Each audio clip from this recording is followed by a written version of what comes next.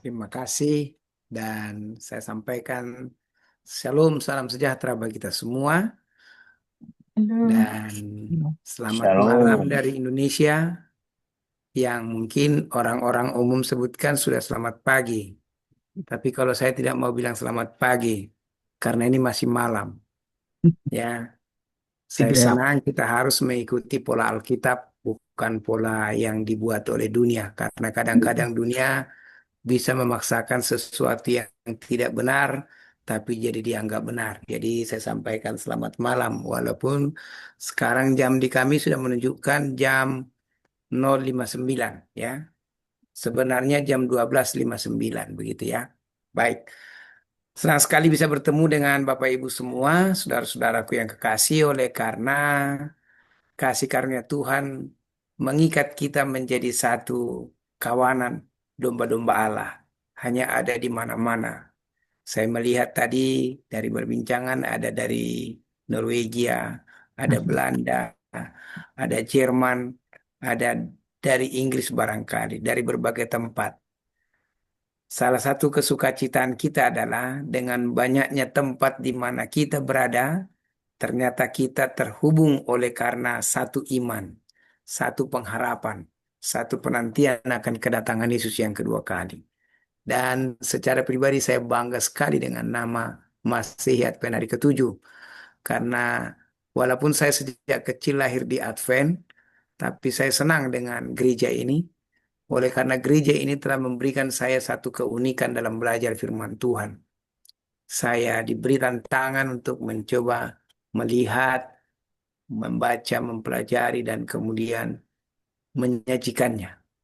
Walaupun saya percaya mungkin penyajian saya malam ini bagi sebagian orang mungkin sudah pernah dengar dari beberapa yang lain, tapi saya coba ingin membangun sebuah pemahaman bagi kita dengan judul Membangun Bersama Allah.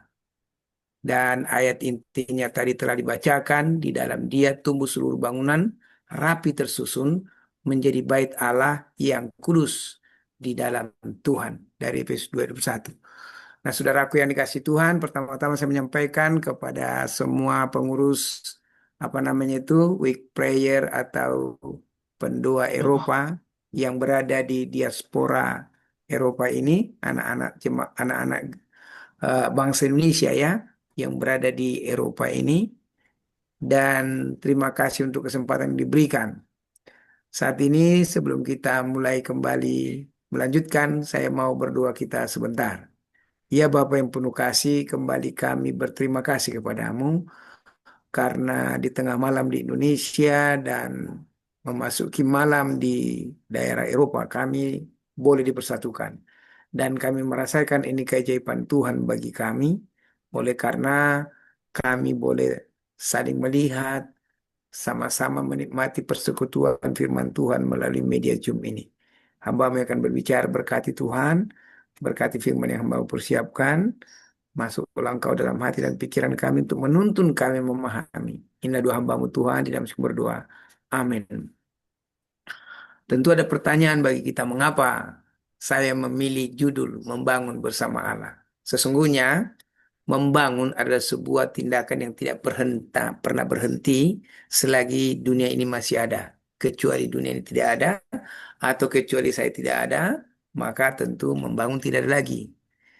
Dan membangun adalah merupakan satu bagian daripada membantu pertumbuhan. Karena adanya pertumbuhan, maka ada yang dibangun.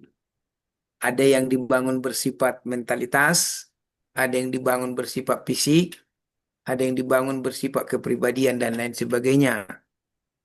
Dan sesuai dengan bacaan ayat inti tadi, di dalam dia tumbuh seluruh bangunan. Dan saudaraku, analogi yang dipakai di dalam dia. Dia siapa? Yesus. Lalu apa yang tumbuh? Seluruh bangunan. Siapa bangunan itu? Kalau saudara boleh membaca 1 Korintus pasal 3 ayat 9, perhatikan kata-kata yang digunakan di sana. Karena kami adalah kawan sekerja Allah, kamu adalah ladang Allah, bangunan Allah. Jadi ini tidak berbicara bangunan fisik seperti yang dalam gambar yang saudara lihat. Tapi ini berbicara adalah tentang suatu bangunan Allah dalam arti sisi rohani. Ya. Lalu kemudian kalau saudara mau membaca 1 Korintus 3:9, ada beberapa penekanan yang disampaikan dalam nats ini. Yang pertama, ada jemaat Tuhan yang disebut kawan sekerja Allah.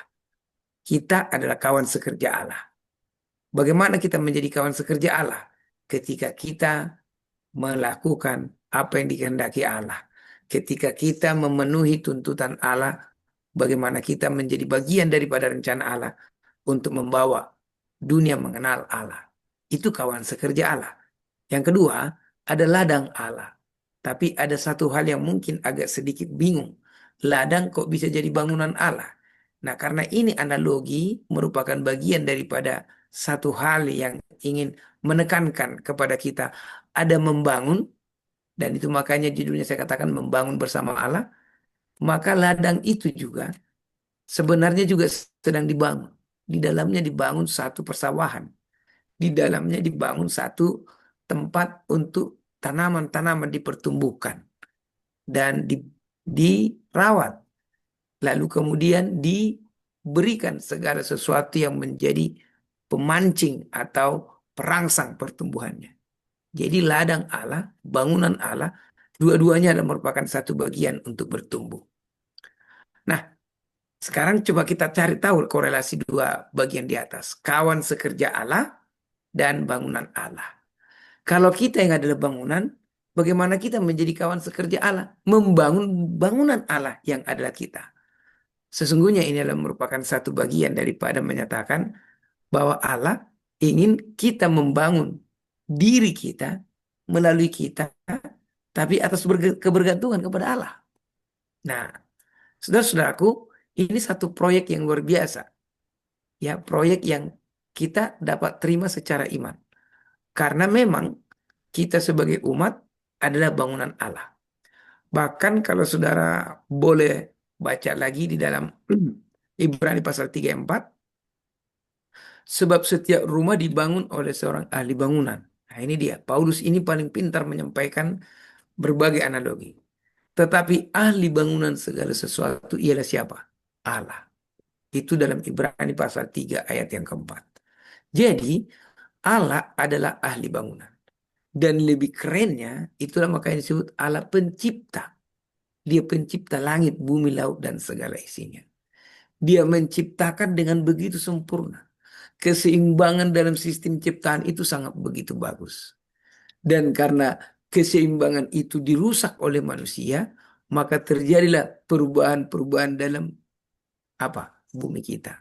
Terjadilah gempa bumi akibat ketidakseimbangan. Terjadilah taupan akibat ketidakseimbangan komposisi angin. Terjadilah juga gelombang oleh karena arus yang dipengaruhi oleh bulan dan lain sebagainya dan juga iklim yang sudah sangat banyak berubah.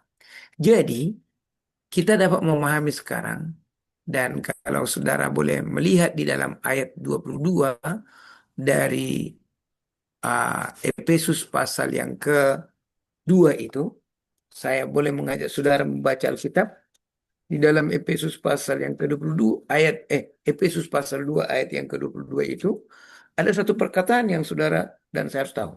Jemaatnya, jemaat yang adalah tubuhnya, yaitu kepenuhan dia. Ya, oh sorry, saya salah baca. Ayat 22.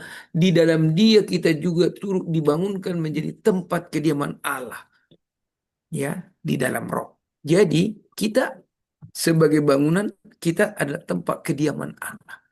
Jadi kenapa disebut kita bangunan? Karena Allah berdiam di tengah-tengah kita.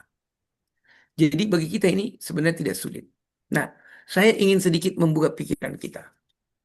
Ketika manusia diciptakan oleh Allah, Allah membangun tempat bagi mereka. Dan tempat itu disebut taman. Kadang-kadang orang berpikir begini, hanya taman. Seakan-akan hanya ada kecil, rumput, dan membuat tempat itu menjadi asri. Tapi sesungguhnya, saya percaya ada tempat bagi Adam dan Hawa untuk tinggal, menikmati kebersamaan melalui malam dan melalui siangnya. Karena itu saudara aku yang dikasih Tuhan, jangan lupa bahwa Taman Eden dibangun oleh Allah. Dibangun untuk siapa? Dibangun untuk Adam dan Hawa. Lalu untuk siapa lagi? Untuk keturunan Adam dan Hawa. Nah, sekarang mari perhatikan. Ketika manusia jatuh ke dalam dosa, seiring dengan kejatuhan itu berjalanlah waktu, lalu bertambah banyaklah manusia, lalu apa yang terjadi? Diam-diam ada satu bangunan yang sedang dibangun oleh kuasa kegelapan. Dan bangunan itu telah merusak rencana Allah. Dalam Kejadian pasal 6, apa dikatakan? Allah melihat bahwa manusia itu sudah rusak lakunya. Saudara boleh lihat di dalam Kejadian pasal 6, bagaimana bangunan Allah yang adalah pribadi manusia dikatakan sudah rusak.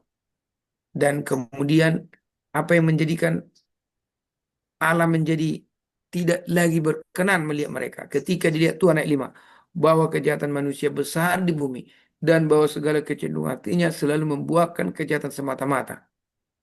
Jadi Allah sudah membangun sebuah pribadi yang baik. Dosa telah merusaknya. Dan seiring dengan dosa masuk, maka dosa atau raja kegelapan membangun satu produk yang rusak untuk merusak apa yang masih baik. Dan kelihatannya akhirnya kejahatan menghancurkan manusia. Lalu kemudian berjalanlah waktu. Ternyata setan berhasil. Begitu Nuh keluar, apa yang terjadi?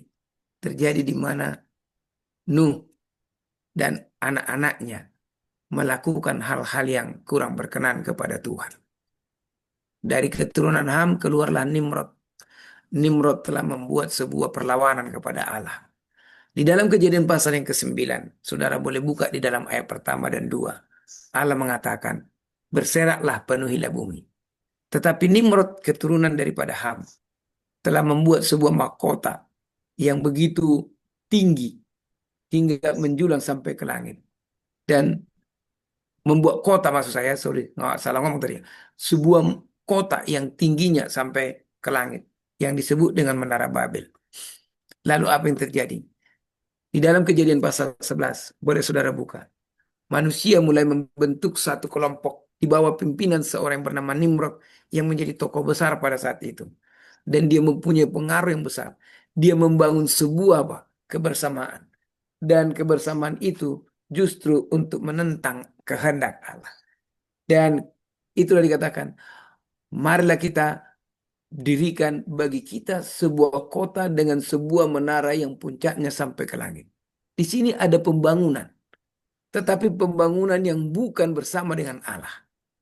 Nah, sekarang lihat bagaimana kemudian Tuhan beberapa waktu sesudah itu akhirnya mulai membangun lagi satu komunitas kecil yang akan menjadi besar.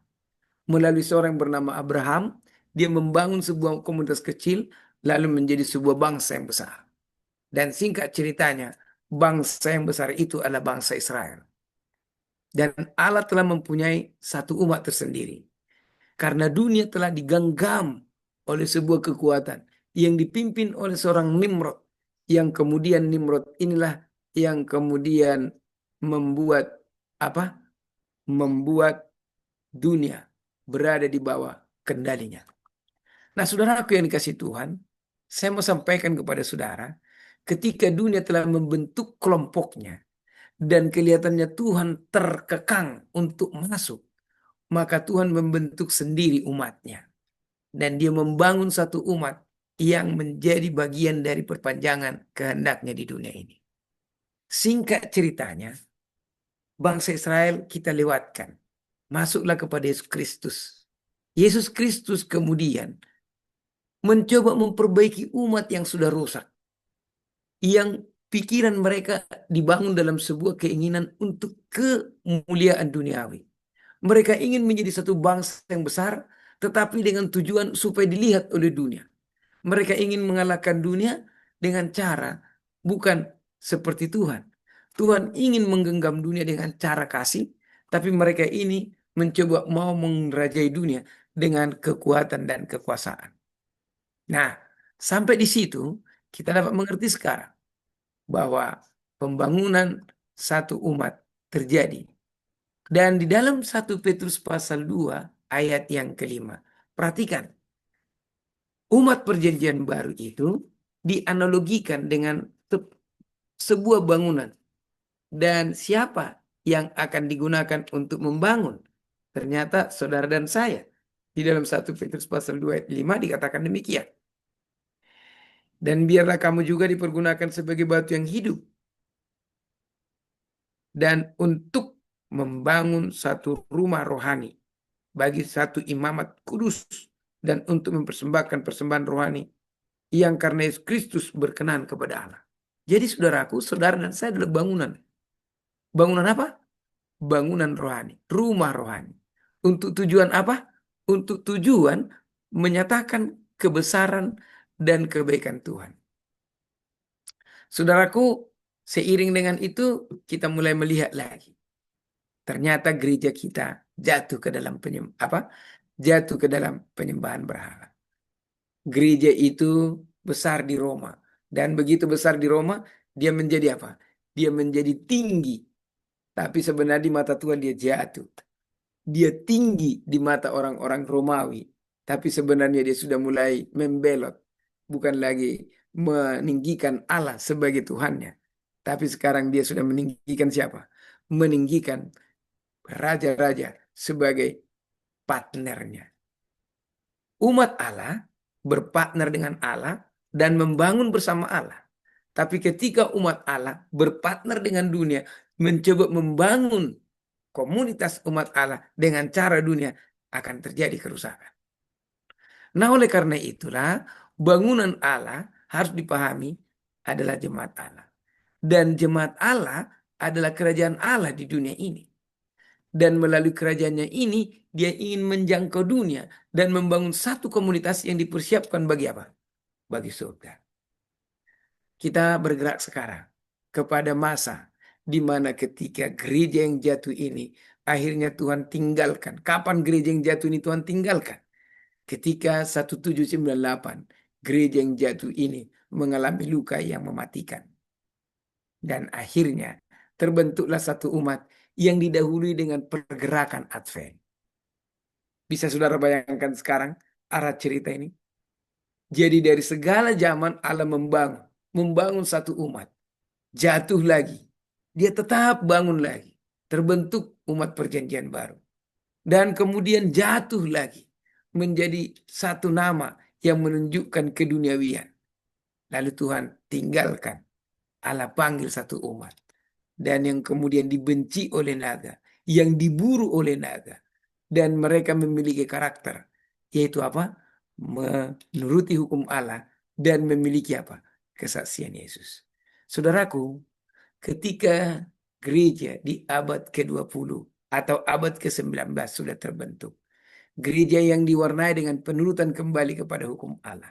Gereja yang kemudian menjadi pengemban pekabaran 3 malaikat. Gereja yang kemudian menjadi suara yang nyaring dari 3 malaikat itu.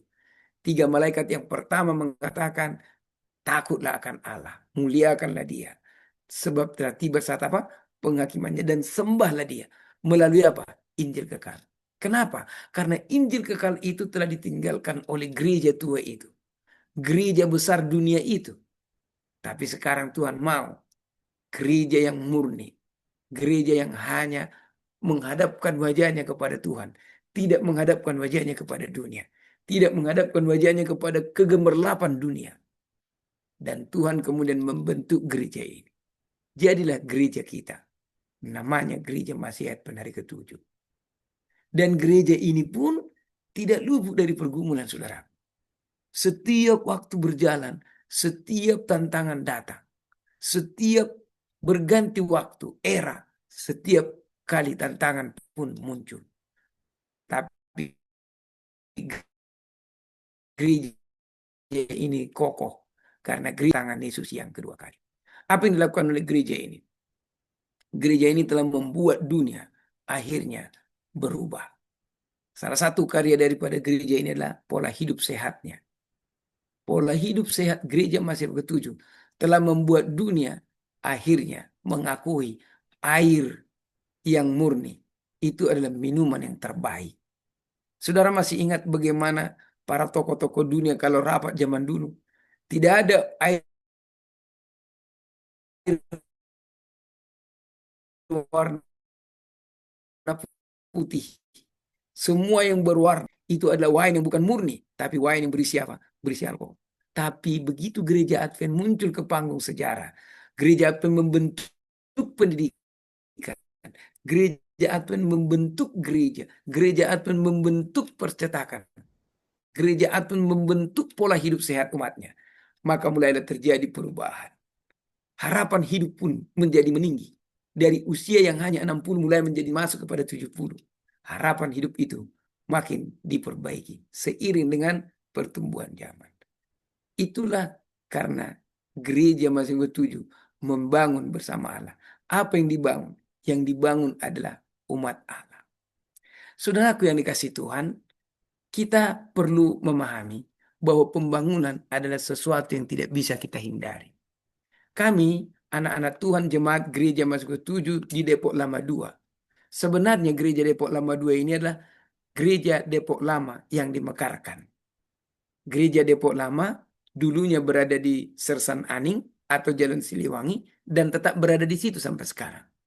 Tetapi berdasarkan kehendak Tuhan dan jemaat melalui konferensi memutuskan untuk memekarkan gereja ini karena ada satu kelompok umat Tuhan di daerah Jatijajar yang ingin juga membesarkan nama Tuhan di daerah itu, maka terbentuklah kelompok umat Tuhan yang disebut sebagai Jemaat Depok Lama 2. Bolehkah host memberikan saya kesempatan untuk menayangkan sedikit gambaran tentang gereja Depok Lama ini? Nah, terima kasih. Saya akan coba membagikan beberapa tayangan untuk membantu kita melihat. Ya, ya. Saya akan coba bagikan kepada saudara. Dan inilah gereja kita. Nah, ini adalah pada saat pengorganisasian. Jadi gereja ini telah dibentuk bulan Agustus tahun 2024 berdasarkan satu keputusan konferensi sidang. Dan akhirnya kita mulai membangun. Kita membangun dulu kesatuan di dalam gereja ini. Dan peresmian ini dilangsungkan di gereja induk. Inilah gereja Depok Lama itu. Ini pimpinan kita, Pendeta Saiman Saragi sebagai ketua. Ini adalah Pendeta Simbi Naibao sebagai sekretaris. Dan yang di tengah adalah yang lebih tinggi, Bapak Roni Umbo sebagai bendahara kita. Dan ini adalah saya sendiri bersama dengan pimpinan PP dan beberapa anggota jemaat kita di belakang. Dan kemudian nama ini disebut dengan Gereja Depok Lama 2. Kenapa Gereja Depok Lama 2? Karena kita mekar dengan pertolongan Tuhan. Mekar dengan kesepakatan hati yang tulus. Dan mencoba membentuk satu perkembangan yang sehat. Dan saudaraku yang dikasih Tuhan, Gereja Depok Lama 2 ini sekarang mempunyai kesempatan untuk membangun. Lalu kita dibawa kepada satu tempat. Apa nama tempat itu? Inilah sebenarnya yang sedang kita membangun. Di Jalan Tole Iskandar ada dua buah ruko yang kemudian dijual. Dan kita sudah berkomunikasi dengan mereka dan mereka mau untuk menjualnya kepada kita. Tapi kita belum punya uang. Dan karena kita belum punya uang, kita mencoba membangun bersama. Kita mengajak semua anak-anak Tuhan di berbagai tempat untuk membangun bersama. Dan seiring dengan itu kita sudah buat proposal, kita sudah buat rencana-rencana, bahkan konstruksi, renovasi daripada ruko ini pun kita sudah buat. Tetapi, saudara-saudaraku, ada satu hal yang unik. Ada sebuah tempat, saudaraku, yang kemudian inilah tempat itu. Jadi kita pada waktu terbentuk menjadi gereja, kita bergereja di sini. Di bangunan Indomaret ini, di lantai 2 ada bangunan atau ruangan di mana GBI bergereja di sana. Dan kemudian akhirnya kita menompang di situ dan mereka sambut kita untuk bersama-sama menggunakan tempat itu. Jadi di sampingnya ada secret garden, inilah dia yang di belakang mobil-mobil ini. Dan inilah tampak lebih jelas. Jadi ini Indomaret milik daripada Secret Garden dijual kepada gereja GBI, dan yang ini juga mau dijual karena mereka sudah tinggal di Amerika. Dan saudaraku yang dikasih Tuhan, kita juga merasa senang. Kenapa? Karena ada pemikiran kita begini. Kalau di ruko kita hanya bisa gereja dan terbatas tempat. Kalau di sini ada luas tempat. Ini luasnya 1.340 meter. Ke belakang dia luas sekali. Kita rencanakan bahwa Tuhan ingin kita menyampaikan pekabaran Injil yang disebutkan dengan pekabaran 3 malaikat itu, ada jalan yang paling baik dilakukan oleh Tuhan. Kita telah membangun rumah sakit juga menjadi jalan penginjilan. Kita telah membangun percetakan juga mencetak buku-buku yang membawa orang membaca penginjilan atau Injil kebenaran Tuhan. Dan kita juga membangun sekolah. Dan salah satu yang banyak membawa jiwa-jiwa bertahan kuat di dalam gereja adalah sekolah. Jadi karena ini ditawarkan kepada kita, yang tadinya ruko itu 6,5 M ikut renovasinya, ini dijual 8,5, masih bisa harga nego. Sebenarnya ini dijual 10 M. Tapi oleh karena di sini sudah ada gereja, orang-orang yang lain yang umumnya mayoritas tidak mau lagi membeli ini.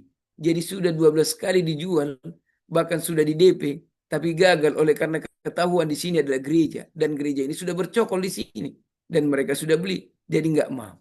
Kami berpikir begini, wah mungkin ini jalan Tuhan. Lalu kami mulai berdoa dan membuat komitmen. Dan karena itulah kami berharap saudara-saudara kita di berbagai tempat diaspora di Eropa ini boleh mendukung kita dalam doa. Boleh membantu kita untuk membagikan YouTube kita. YouTube kita adalah Gereja Depok Lama 2. Kalau saudara boleh lihat di handphone saudara, boleh saudara tonton beberapa bagian daripada video-video yang kita bagus di situ, dan saudara boleh bantu like and subscribe karena itu juga sudah menjadi kontribusi bagi kita. Kita berharap dengan teman-teman kita di berbagai belahan, bahkan di gereja-gereja yang ada di Indonesia, ini akan membantu gereja ini mendapatkan nanti benefit yang baik dari YouTube. Nah, kemudian saudaraku, saya coba terangkan lagi. Inilah bagian depannya. Jadi sangat luas sekali. Dan ini adalah dari teras ke belakang. Dan dari sini kita bisa membentuk satu bangunan seperti di dalam ini. Inilah di dalamnya. Jadi sudah bisa kita gunakan ini untuk menjadi tempat ibadah. Dan kemudian ada beberapa bagian untuk tempat anak-anak nanti mengikuti kegiatan sekolah sahabat anak-anak. Dan satu lagi yang luar biasa, inilah yang sering digunakan untuk standing party wedding. Jadi pernikahan standing party sering dibuat di sini. Jadi kalau ini sedikit saja dirombak, sudah bisa menampung 200 jemaat. Dan kita bisa menyembah Tuhan dengan baik. Dan di bagian belakang inilah nanti kita akan rencanakan bangun sekolah. Agar dengan demikian banyak jiwa-jiwa dibawa kepada Tuhan. Ini adalah bagian dari belakang di foto. Dan ini adalah denah. Karena ini sudah dipecah dalam 3 sertifikat. Bagian belakang ini di sini masih ada tempat yang kosong. Yang kemudian adalah bagian daripada Secret Garden ini. Jadi dari 1.340 meter itu 691 meter itu bersertifikat dan sisanya adalah hak giring. Dan saudaraku, mereka juga dengan tulus sudah memberikan kepada kita kopi sertifikat itu, supaya dengan demikian mereka menyatakan kepada kita bahwa mereka senang kalau Advent yang mengambilnya. Nah karena itulah Bapak Ibu, kenapa saya pilih judulnya Membangun Bersama Allah. Saudara dan saya, semua kita yang ada di sini, dengan 20 partisipan, ada beberapa kami dari Depok Lama yang hadir di sini. Kita mau membangun bersama Allah. Dan kita mau pekerjaan Tuhan akan nyata di dalam diri kita. Dan saudaraku yang dikasih Tuhan, kembali kepada apa yang saya sampaikan tadi, bahwa pelajaran yang indah yang sedang ingin disampaikan oleh Tuhan kepada kita adalah, perhatikan di dalam 1 Korintus 3 ayat 10-14. Sesuai dengan kasih karunia Allah yang dianugerahkan kepada aku sebagai seorang ahli bangunan yang cakap telah meletakkan dasar. Saudaraku, Paulus yang berkata ini, para rasul kita lah yang telah meletakkan dasar membangun umat. Dan kita sekarang menjadi umat yang disebut sebagai anak-anak Tuhan itu. Dan karena itulah dikatakan lagi, kalau saudara boleh teruskan membaca di dalam Alkitab saudara, dan dasar di atas dasar itu, orang lain membangun terus di atasnya. Siapa orang lain itu? Itulah kita di zaman sekarang. Dan terus membangun, terus membangun. Apa yang kita bangun? Kita bangun satu pekabaran untuk memanggil jiwa-jiwa datang kepada Kristus. Tentu kalau kita sudah panggil jiwa-jiwa datang kepada Kristus, kita harus sediakan tempat. Dan itulah yang dilakukan oleh Gereja Depok Lama II. Dengan harapan bahwa kita dua-dua kita lakukan. Kita membangun suatu pekerjaan penginjilan, tapi di satu sisi kita juga membangun sebuah tempat di mana umat Tuhan merancangkan penyembahan kepada Tuhan, melaksanakan ibadah penyembahan kepada Tuhan, dan merancangkan pekerjaan Injil. Dan kemudian saudaraku yang kasih Tuhan, kalau kita boleh lihat di sini, jadi Paulus adalah seorang ahli bangunan cakap. Dan Paulus telah meninggalkan dasar itu. Melalui siapa? Yesus Kristus. Kembali kepada 1 Petrus 2 ayat 5. Siapa yang akan digunakan Tuhan untuk membangun? Saudara dan saya. Karena itulah kita disebut batu hidup yang dipergunakan dalam pembangunan rumah rohani. Yang kemudian disebut apa? Imamat yang kudus. Jadi sesungguhnya kita adalah bangunan Allah. Dan sekaligus menjadi para pembangun bangunan Allah. Karena itulah gereja Tuhan harus menjangkau dunia, membangun kerajaan imamnya, sehingga seluruh dunia beroleh pengenalan akan Allah. Dan dengan jalan itu, seluruh dunia beroleh pemahaman dan pengertian bahwa ada Yesus Kristus yang menjadi Tuhan dan Juru Selamat. Bahwa Yesus Kristus adalah satu-satunya yang ditetapkan untuk menjadi jalan keselamatan bagi dunia. Karena itulah di dalam Efesus 2:22, di dalam Dia kamu juga turut dibangunkan menjadi tempat kediaman Allah. Tempat di mana orang datang kepada kita dan mereka berbahagia mengenal kita. Mereka senang mengenal kita karena kita membawa mereka mengenal Allah. Amin. Nah, seiring dengan itu Allah membangun kerajaan imamnya. Tapi di sisi lain kita harus membangun tabernakelnya. Dan saudara tahu, ketika umat-umat Tuhan membangun bait suci atau kita sebut tabernakel, saudara lihat bagaimana pekerjaan Tuhan. Sementara bangsa Israel membangun, saudara tahu, mereka belum bekerja. Mereka belum menetap. Mereka masih dalam perjalanan. Tapi disinilah suatu keajaiban terjadi. Kenapa? Karena mereka mau memberi. Pada waktu itu Musa meminta supaya orang-orang Israel menyerahkan apa yang bisa mereka sumbangkan kepada pembangunan bait suci di padang belantara itu. Dan ketika mereka mengumpulkan, ternyata terjadi peristiwa yang luar biasa. Berlebih. Bahkan Musa katakan, sudah cukuplah dulu. Tahanlah dulu bangsa itu untuk tidak memberi. Dan sampai hari ini belum pernah saya temukan itu, saudara. Tetapi ada banyak pekerjaan gereja kita dengan bangunan-bangunan yang luar biasa. Berdiri kokoh, berdiri menyatakan kemuliaan Allah. Walaupun memang belum pernah ada satu perkataan berlebihan. Hanya dalam peristiwa perjalanan Musa. Artinya apa? Bahwa pembangunan itu adalah rencana Allah. Dan siapa yang akan dilibatkan? Saudara dan saya. Karena itu, kami mengundang kita semua untuk boleh membawakan kami dalam doa. Dan juga jika saudara-saudara boleh membantu kami, maka kami ingin juga saudara memberikan kontribusi saudara. Karena kontribusi saudara, sekecil apapun itu adalah besar bagi kami. Satu kutipan dari firman dari Pena Inspirasi mengatakan, semua orang yang mengasihi perbaktian kepada Allah dan menghargai berkat hadirat yang suci akan menyatakan roh pengorbanan yang sama dalam menyediakan satu rumah di mana ia dapat bertemu dengan mereka. Jadi membentuk satu rumah, membentuk satu bangunan adalah sesuatu yang mulia di mata Tuhan. Dan itu adalah sesuatu yang kita harus upayakan. Mereka mau membawa kepada Tuhan satu persembahan yang terbaik yang mereka miliki. Sebuah rumah yang dibangun bagi Allah. Janganlah dibiarkan dalam keadaan berhutang. Dan kita memang belum berhutang. Jujur walaupun kita sebagai jemaat yang kecil. Kita telah mempersiapkan dana. Hampir mencapai 500 juta. Untuk ini. Kita baru dibentuk masih belum genap 1 tahun.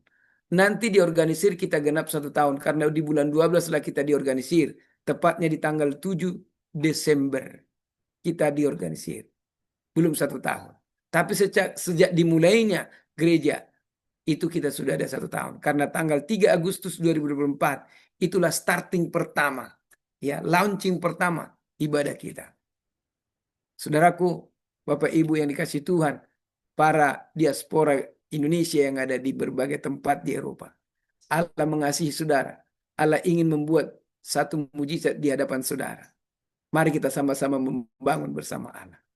Dan dikatakan di dalam hidup yang terbaik halaman 404. Kita menerima setiap berkat melalui karunia Kristus. Melalui karunia itu mengalirlah kepada kita hari demi hari kebaikan Tuhan yang tidak pernah berhenti. Segala sesuatu disediakan bagi kita melalui karunia yang tak terucapkan, yakni Putra Tunggal Allah. Ketika Allah ingin kita membangun rumah baginya, pada saat yang sama, kita juga akan diberkati dengan berkat kelimpahan. Dan di dalam Matius pasal 28 ayat yang ke-20 bagian terakhir, Tuhan berkata, ketahuilah, aku akan menyertai kamu senantiasa sampai pada kesudahan. Allah akan melengkapi kita. Dalam Filipi pasal 4 ayat 19, Allah berjanji kepada kita yang mau melibatkan diri dalam pekerjaannya. Dia berkata demikian kepada kita. Filipi 4 ayat yang ke-19. Tuhan berkata, Allahku akan memenuhi segala keperluanmu menurut kekayaan dan kemuliaannya dalam Kristus Yesus. Marilah kita membangun bersama Allah. Membangun satu rumah. Kenapa? Ada satu hal yang mungkin kami ingin sampaikan. Gereja kita, Gereja Advent di Depok Lama ini, sudah 70 tahun umurnya. Tapi belum ada satu bangunan yang cukup luas yang bisa membuat kita menjalankan penginjilan dengan begitu baik. Memang ada gereja kita di Depok Timur, di sana ada sekolah SD, TK, SD, SMP, tetapi untuk SMA dan SMK belum ada. Karena itulah jika Tuhan berkenan memberikan tempat ini, dan kami percaya melalui doa-doa saudara-saudara diaspora Indonesia yang ada di Eropa, bahkan juga melalui saudara-saudara berkontribusi, bukan hanya berkontribusi melalui uang, tapi mencoba membagi-bagikan YouTube kami kepada teman-teman kita di berbagai tempat. Sehingga YouTube ini akan menjadi berkat untuk memberlangsungkan kesinambungan dari pembangunan ini. Maka kita akan membangun di sini sebuah sekolah SMA dan SMK. Sehingga demikian yang dari SMP bisa masuk kepada SMA ini dan kemudian dibina dalam perjalanan iman melalui tuntunan Injil Allah yang kekal itu, dan terbentuklah satu umat yang dipersiapkan bagi kedatangan Yesus yang kedua kali. Kami sangat berbahagia melalui Tante Kori diberikan kesempatan untuk menyampaikan misi luar biasa ini kepada saudara dan juga kepada saudara-saudara mungkin yang akan nanti mendengarkan tayangan ini di YouTube. Kami percaya saudara-saudara adalah bagian dari perpanjangan tangan Tuhan bagi pekerjaan besar ini. Karena itu, saya boleh katakan, berbahagialah menjadi anak Tuhan, karena melalui pekerjaan seperti inilah ada perkara ajaib yang Tuhan akan buat ketika kita berkomitmen untuk menjadi bagian membangun bersama Allah. Tuhan memberkati kita. Inilah doa dan harapan kami. Dan semoga firman ini menguatkan kita bahwa pembangunan itu tidak akan pernah membuat kita kehilangan, tapi justru akan mendapat kelimpahan. Amin. Kami Amin. serahkan. Terima kasih atas renungannya.